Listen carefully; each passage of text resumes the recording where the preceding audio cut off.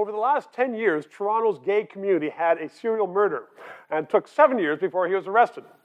And then after that, people said, what took so long? Well, the authorities asked Madam Justice Gloria Epstein to do an investigation and a report. The report was released, and she joins me right now. Madam Epstein, 151 recommendations, an extensive report. We have 3 minutes.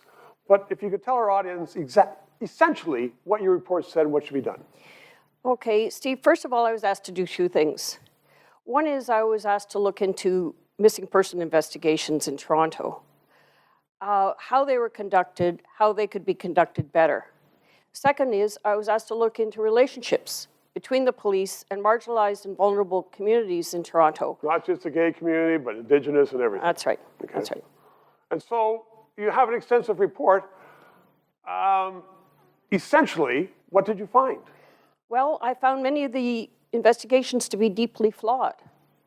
But those flaws were focusing on the systemic problems that existed in how the police operated.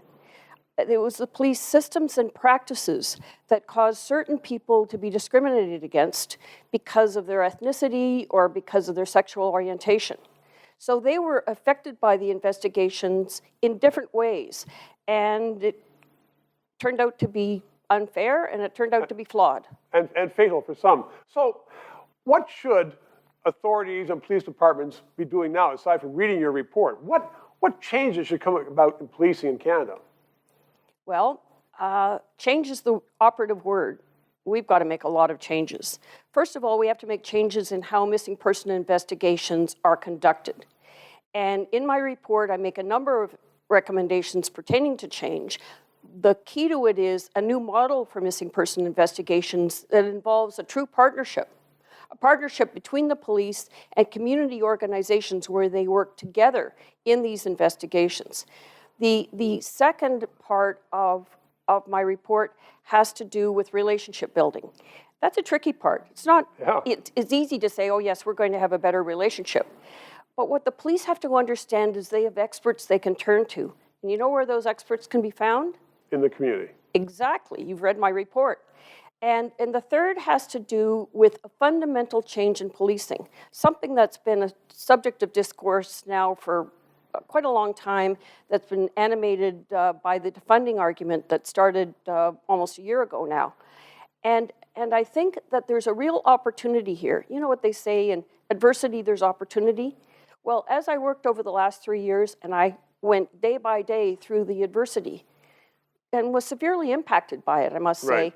I saw the opportunity, and I think we've really got a way forward that is going to make policing better and our city better. Gloria Epstein, thanks very much. 3 minutes. Our Prime Minister, Justin Trudeau, recently stood up in the House of Commons and prefaced his remarks by saying, and we will only work from the facts, quote, unquote, and then proceeded to lie by saying Britain was in a horrible, horrible third wave, trying to show, in fact, that Canada was not the worst in the world. Britain, though, had vaccines. Canada did not. And this was not reported in the mainstream Canadian media, the media paid for by Justin Trudeau. All of which, I'm telling you, is that it's important to have this 3-minute interview. Please subscribe, ask your friends to subscribe, and press that PayPal thing so we can continue on to bring you the news you otherwise might not know.